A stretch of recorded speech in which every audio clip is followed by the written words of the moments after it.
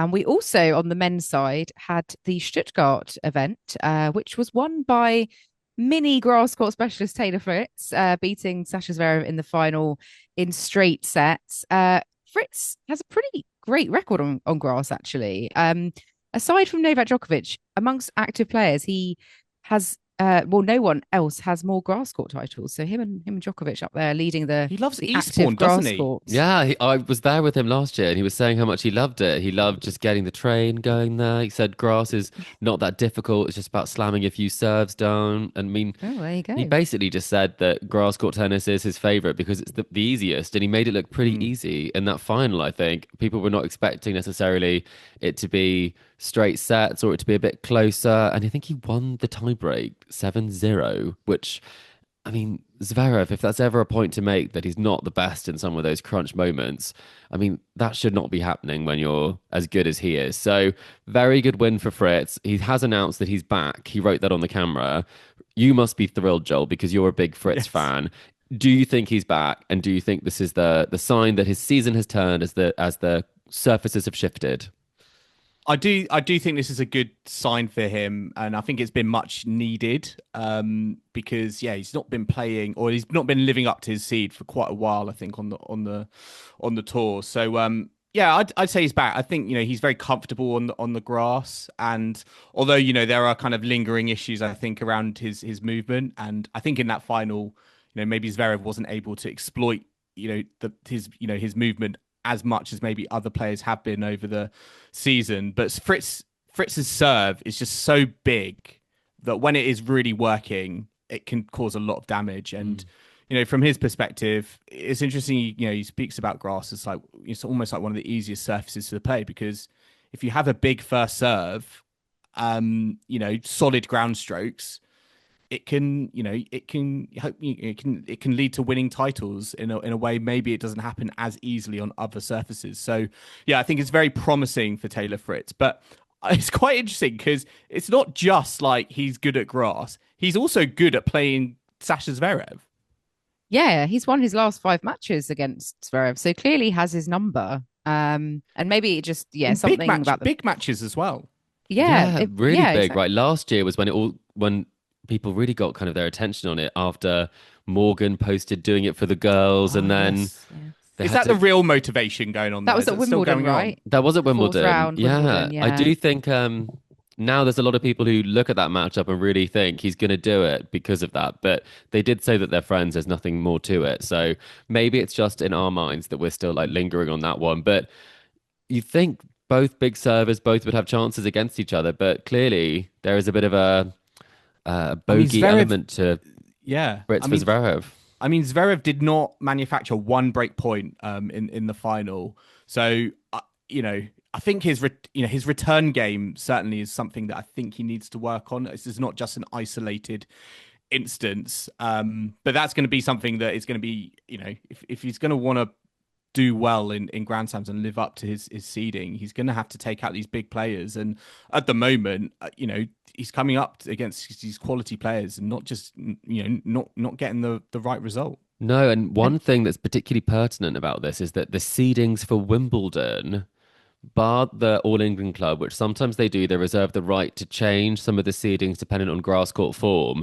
But this does bump Fritz back up to the number four slot, which Mm. also means that Jack Draper won't be in the fourth slot, and also means that Novak Djokovic will not be inside the top four seeds as hmm, well going into Wimbledon. So it's a bit more significant than you think, even though it's happening over at the Boss Open at 250. But that's a sort of sneaked just in for a better draw potentially, and worthy of note, I think. yes, absolutely. And I think Fritz will be hoping he continues to serve as well as he did out at the Boss Open because he wasn't broken all week. And that doesn't happen too often, actually, that someone actually wins the whole title without being broken. I think the last person that did that was Perry Carr in Basel last year. So, Wow. yeah, it's very, very strong for him on Good serve. knowledge, Kim. Also, Yeah. well, also a bit of a nod to Justin Engel, a bit of a breakout star, maybe someone to watch. Reached the quarterfinals. He's a 17-year-old German and became the second youngest player since 1990 to win well, to have now won a tour level match on all three surfaces. Only Rafa has done that at a younger age. Oh, you So got him in. Rafa got into the pod again, Kim. we're still talking about Rafa, even though he's retired. Yeah, so Engel, looking forward to seeing more from him, perhaps. He was number 281 in the world going into this, obviously in on a wild card. So we'll have to wait for him to get a bit more up there and to perhaps rely on other wild cards until we see him sort of naturally entering events. But yeah, pretty good for a local prospect for Germany.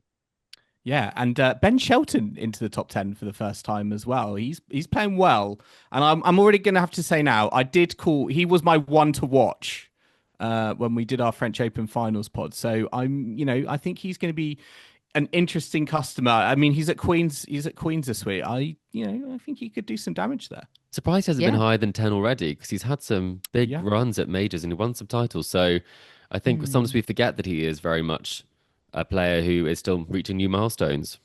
Yes, and he only narrowly lost to Zverev in the semi-final in Stuttgart. So yeah, he could have, maybe he would have challenged Fritz a little bit more in the final. Who knows? But Fritz imperious this week in Stuttgart. And let's go back to the Libema Open, because we also had the men's event there at the same time as the ladies. This was a 250, and Gabriel Diallo ended up winning this title, beating Zizou Bergs in the final 7-5, 7-6. So a tight two-setter there. It'll be it's his first ATP title, and yeah, nice for him to get off the mark. And he had a nice few wins over. Can we just say his hair looks like a tennis? His hair looks like a tennis ball. It's pretty blonde, isn't it? Yes, Google him if you've not seen him, listeners. He's definitely not his natural hair color. It's interesting because I remember watching him at Surbiton a few years ago, and friends were talking to me about this hot new Canadian prospect on the men's tour, and it didn't feel like maybe it clicked kind of straight away as maybe people were expecting, but it feels like this season, Chris, he's having a bit of a breakthrough. Yeah, he is. He's playing really well. I think he's moving up, quite quietly moving up. I don't think everyone is kind of aware that he is moving up. I think there was a lot of talk about him when he was some of his heroics for Canada. And I think that's something that really did kind of get people's attention, was the fact that when they were without Felix Auger-Aliassime, he seems to step up and kind of do fantastic things. But in terms of his results, he did have that run to the quarterfinals in Madrid, where he took out Dimitrov along the way and Norrie. So that was a pretty good result, and particularly good because his match against Alcaraz was cancelled because Alcaraz pulled out. So that was courtesy of a withdrawal there that he managed to get through. But he did still face someone in that round. But he hasn't necessarily broken all the way through yet. I think he's had some positive results here and there, but I think there's more to come for sure. My favorite bit of the week, it came out in his speech after winning. He said that a stringer who was working at the tournament had misspelt his name and called him Diablo instead of Diallo, which means devil, doesn't it, in like Spanish? So he told him that if he has a chance at the end of the week to maybe it wasn't give him a shout out. Maybe it's the work of mysterious forces. Maybe the stringer was a massive Zizou Bergs fan.